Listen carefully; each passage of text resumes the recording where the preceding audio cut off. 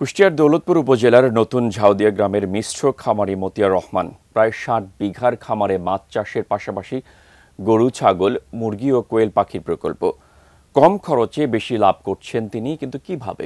শিবলুর রহমানের তোলা ছবিতে তার সফলতার গল্প তুলে ধরছেন সহকর্মী মনিরুল ইসলাম মিন্টু।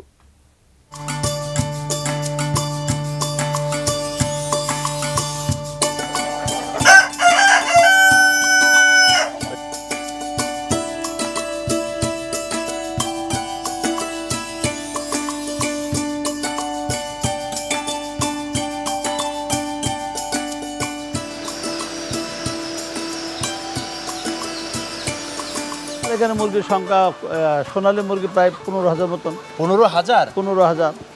আর দেশীয় ডিম পাড়া মুরগি হলে ২,০০০ মতন। আর কোয়েল পাখি ১,০০০ মতন। ছাগল ৫০-৬০টা মতন।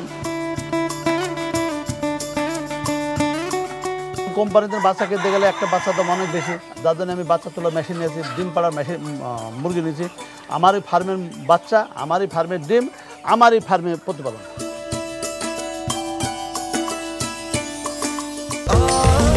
স্বাস্থ্যকর অল টাইম ফ্যামিলি কেক, সব সময় অল টাইম হেলদি লাইফ।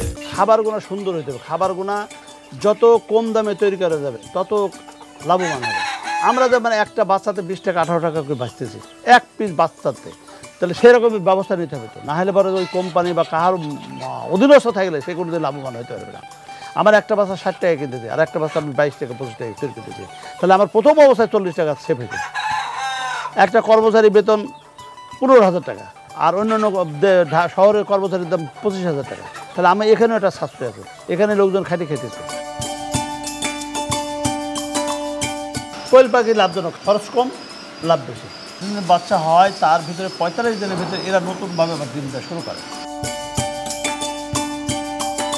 একে ধরো স্কেল আছে, মাইপ্লান, আমি দাম বুঝতে পারলাম না, স্কেল আবার তুই দিলাম, মাইপি নিলাম, মাইপি নিয়ে আবার দেখা যায় ছাগলটা ওজন আছে ২২ কেজি।